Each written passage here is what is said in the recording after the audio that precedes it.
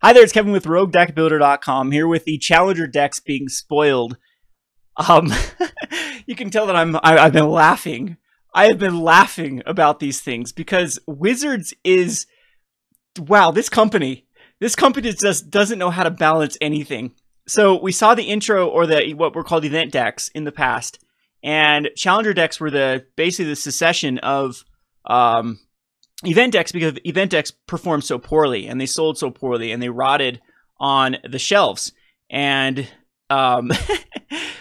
again, let me get my composure here. And so what we were always saying about event decks is they needed to be a good starting point for how to build a standard deck, and a lot of them just fell really flat, didn't even have the value in them to justify the purchase of these particular decks. And again, they were just a huge bust. So Wizards decides, instead of just slightly upgrading things, let me give you a little bit of history of why I've been a fan of Blizzard. Well, old school Blizzard. We're talking about like StarCraft 1 Blizzard, or the way that Valve has managed Dota 2, is usually when they make changes, they're itty bitty changes until they find the right level. And it seems like Wizards is the exact opposite. They do these swooping changes. They throw the baby out with the bathwater, I guess is the expression, where they constantly flip-flop with everything they've ever done and every policy they've ever had. And I think this is going to be just typical Wizards of where they went from the event decks to these challenger decks. Now, just hold your belts, because this is you are on for a ride here with the challenger decks. All right, so the first one is called Hazoret Aggro.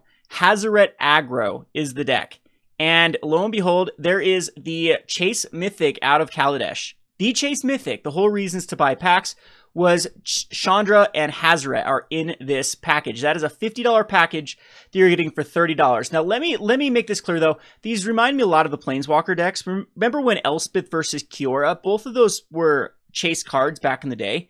And same thing with Sorin versus T-Balt.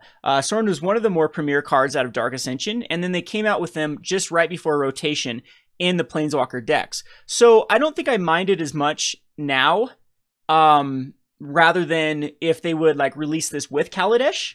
So again, I'm okay with how they're doing these challenger decks if they're giving these one last hoorah before rotation. However, I think it does set a bad precedent because booster packs have to have value. Booster packs are the low currency for Magic. It's like it's the purchases that people purchase the most. I think that if Wizards hurts why people want to buy actual booster packs, then these challenger decks aren't really going to help anything out with like just their overall bottom line, because they're like dipping into their own products here. So one of the reasons booster packs sell so good is because they are a lottery, and they kind of feed on that little addiction or gambling mechanism that we humans possess. So it's putting two of the Chase Mythics, like this is Hazoret is literally the only reason you buy Amonkhet. That's the card out of Amonkhet you want, maybe some of the invocations, but it is the Chase card. And the same thing could be said with Chandra, with Kaladesh. And Kaladesh got hit even worse because it's also right when they started doing the standard showdown packs. And so the Kaladesh is just oversaturated. There are so many Kaladesh cards out there.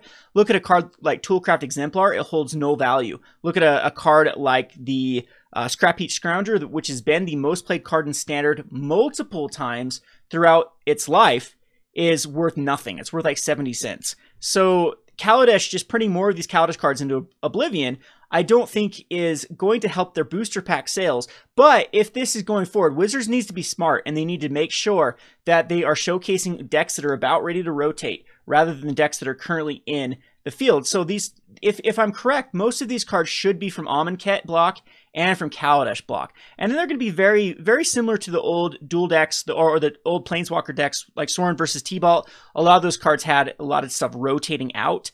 And so it didn't kill the secondary market because, I mean, they're ready to crash because of rotation. So think Elspeth here. So I'm okay with that if that's the case. But we look at this Hazoret Aggro. Carry Zev has already been printed in the gift boxes. Glorybringer was the promo in the game day promo.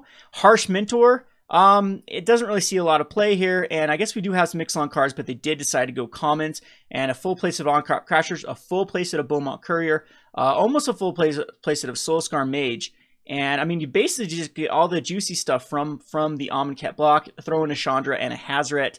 The problem with this deck, though, is that these decks usually do want 4, but it is a good starting point, and it gives them a good baseline. The value of these decks are just, I'll have to look and see and get back with everyone how much these are, but I mean, right here's $50 between the Chandra and the Hazoret. Glorybringer's like 4. Carry Zevs are up to $1. Beaumont Couriers are like between $1 and $2. So these are just packed full of value. It looks like they did get them into production before they put the Rammed Up Ruins in there, so just the Sun-Scorched Deserts and the mountains. And then, but this is going to be a problem if they print these and then a card needs to be banned. That's going to be a big black eye for Wizards. So it has 2 Abrades. Keep that in mind because these are cards that go for actual money. And Lightning Strikes, Magma Spray, Shocks. And then even in the sideboard, we have some Pianolars, and nothing too spicy here. Some Carries of Expertise. All right, so the next one, they go with Vehicle Rush, which is very crazy because look at this. 4 Heart of Khorans, 4 of them in the deck. So we have 4 Heart of Khorans, we have a Cultivator's Caravan with Aether Harvester, which has been ticking up in value, a Sky Silver and Console's Flagship. So we get the vehicle package here. We have 4 more Beaumont Couriers. So if you're holding on to any Beaumont Couriers, I think the time is now to get rid of these. A full playset of Toolcraft Exemplar, a full playset of Scrappy Scrounger, 3 Depalas, 2 Pias, and 4 Veteran Motors. So this is a pretty good made deck. But what I'm even more impressed with this one is look at the mana base. So we've been saying that they should be doing this with fetch lands for like a modern event deck, but like a rarity, it should be a rarity to Wizards. They shouldn't care about the secondary market. And so, of course, that's why I'm not worried about Hazoret and Chandra being in this one. But, however, this one has 4 Spire of Industries. Those have a decent little price tag. Inspiring Vantage, which sees a ton of Modern play. Keep in mind the black red one is the most played in Modern. I think the Inspiring Vantage is the second most played Fastland in Modern. So for specs going forward, these are good to pick up and hold on for a long time. A Concealed Courtyard, 3 Aether Hubs, 3 Unclaimed Territories that have a $2.50 price tag, and then some Evolved Wilds, Plains, Mountains, Swamp. So they started with a good mana base. You would need to upgrade these Inspiring Vantages and Concealed Courtyards. But, I mean, it's pretty good. The Unclaimed Territory, I guess, works on here because you name Dwarfs. Yeah, Dwarfs hits everything. Except for, you can name Artificer or Dwarf to hit most everything here. Onto the sideboard, we have a Harsh Mentor, another Aether Harvester, a Crooked Condemnation, a lot of graveyard hate here. Duress, Magma Spray, Chandra's Feet, Cast Out. All right, so the second Sun Control, even go for, why, Wizards? Why would you print a card that everyone hates in one of these? We have a Kefnet, we have 3 Approach the Second Suns, 3 Fumigates, we have 4 Supreme Rules, 4 Sensors, and 4 Ops right here in the, making sure these never go up, a Settle the Wreckage, some Glimmers, and again, for the mana base, we have 4 Irrigated Farmlands, 2 Field of Ruins. This is very, very significant because these are have a decent little secondary market price tag of $4 a piece, and some more cast outs. So you can see a lot of these are getting hit in doubles, like the Harsh Mentors are getting hit in 2 decks. We have Pianolar getting hit in 2 decks. Do we have a Braid getting hit? I'm surprised there's no Braids in this sideboard here. That's going to be a big hole for this particular deck. But anyway, a lot of uncommons and commons that do need reprints though, or do need some, or do have price tags in the secondary market are getting a reprint. 4 Regal Caracals, 2 Glyph Keepers, and 2 Spell Pierces, 4 Negates, and another Kefnet in the sideboard. So I think this has pretty good, all of these are definitely hitting their price tags. This one is probably the weakest one. What are Regal Caracals at this day? I don't know. We'll have to figure out what the value of this, but I mean, the Field of Ruins and the Irrigated Farmlands, as well as Settle Wreckage. Yeah, this one does seem like it's worth money. The problem though, again, is you do have to order these in sets. And so far, this is the big one that everyone wants, the Hazoret Aggro. And then the Vehicle Rush is probably better than the approach for this one. But now it's like a counter surge. 4 Glint Sleeve Siphoneers have been ticking up. 3 Rishkars, 2 Gaunties, 3 Verdurous Gearhulks in the Mythic slot. 3. But so far, yeah, these have focus on Amonkhet and Kaladesh. I don't know if they've done this just because how weak Ixalan has been in the meta, or if they did this on purpose, like I said, because of rotations. We need to figure that out with Wizards going forward. Only 1 Fatal Push, though. That's surprising. I'm surprised they didn't go a full, or none of these even had Fatal Pushes in the sideboard. But 1 Fatal Push, 4 Blossoming Defenses, 2 Hour of Glories, ugh, So you see, yeah, so now you're definitely thinking that instead of Vraska's Contempt, they put Hour of Glories. 4 Aether Hubs, 4 Orchards, 2 Oases. The mana base on here is kind of weak. Why didn't this one get the Botanical Sanctums? Seems like they like skipped out on this one. 2 Walk the Planks. Long Tusk Cup. Okay, so we went through this.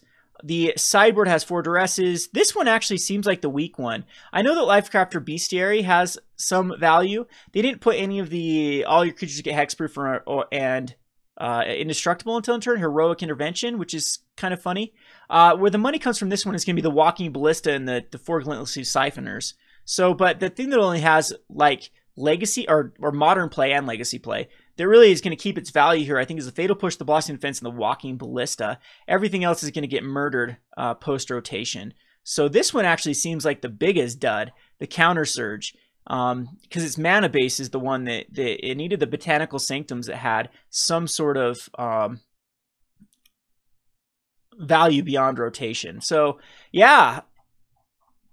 We'll have to check the actual values of these, but again, I think that these two are going to be the ones that are packed full of the most value, and then it's going to go down from there, the one at the bottom being the least. But this is crazy. This is crazy how far the pendulum is swung for Wizards. They were right. They printed complete decks, basically complete decks that are playable. This one's the little weird with this one because the way that they're running these base decks, you're going to have to pick up a bunch of more Chandras or Hazorets. It's really the Hazorets you need to pick a full play setup for this deck to work as intended. And there's still a few holes. But what this ends up happening, though, which I think that there's a lot of silver linings or investable strategies with these type of event decks. What they're going to do is they're going to cause a scarcity for the other cards that need to be picked up. So I'm not saying like Hazorets actually could go up in value because of this deck, but it's the cards that are not included in this deck that I think people are going to go up, because then when people buy these, they're going to attack on other cards. So the best way to show this is to completely, let's go over and find the deck list for, oh, so they have the challenger lists on Goldfish here. Let's go ahead and look and see if it has the value. So $90 for the Hazoret aggro, $94 for the Rush, $80 for the Second Sun Control, and $84 for the Counter Surge. So again, though, this is the one that I think is kind of misleading, because a lot of these cards are not going to hold value here. So how you do this is you could actually like compare a deck. So we can look at, like, we'll go over to metagames here, and we'll look at the mono red aggro, and then compare the two. So it's got the 4 Beaumont Couriers, check. It's got the Fanatical Firebrands, check. It's got Soulscar Mages to an acceptable level, check. It's got Harsh Mentors in the sideboard, right? Yes, check. It has Carries of Expertise, check. It's got On-Crop Crashers, or Carries Ev, yes, check, check. Hazoret needs to be purchased in 3 more of them. It's just cheaper at this point to just get triple of the event decks. Shock Abrade, Invigorated Rampage, Lightning Strike are cards that are definitely... So here we go, a Scavenger Grounds. Scavenger Grounds is not included in this list. Scavenger Grounds is a card that went insane on it on MTGO, $6. So you think this is going to, follow up. I don't know if they have a lot of time, though. Rotation's actually coming up a lot quicker than people realize. We're in February and it rotates September. There's not, in the scope of economics and the scope of how markets work, that's just a blink in the eye. So other cards they need to pick up. Yeah, I guess there's not a lot of stuff this one actually needs to pick up. It's got everything, just needs to find the, see, this one does have 2 Chandras. Rekindling Phoenix, I thought this deck started to use Rekindling Phoenixes. So I was going to say Rekindling Phoenix could easily shoot up in value, because some of these decks, especially if they want to transition over to Big Red, they need the Rekindling Phoenixes. So let's go check out another list here. Let's look at the Vehicle Rush. So this one as well is on the meta. Oops, not go to Modern. No one cares about Modern. Just kidding. Everyone loves Modern, right? It's the best format ever. We go to, Marty Vehicles has fallen big time. The Challenger deck list, the Beaumont Couriers, check. The Toolcraft Exemplars, check. The Scrap Heap Scroungers, check. This one, Veteran Motorist, It goes in some, doesn't go in all. Check. Depala is very acceptable. I don't know why some of these lists aren't running Depala. And Pioneer, Depala. So here we go. See, Hazoret's I think will be fine. I think Hazoret's value, of course, will go down because it's getting injected into the market. But people that are looking to play, they need to pick up more Hazorets. Ballista and Beaumont Courier, Gideon, Chandra, Abrades, Hardicran. It has everything. This deck has basically everything. So the things that they'll need to pick up is just more of the inspiring vantages and the concealed courtyards. But other than that, it's a very complete deck. Crazy. All right, so back to the Challenger decks with the Second Sun Control. This one is a little bit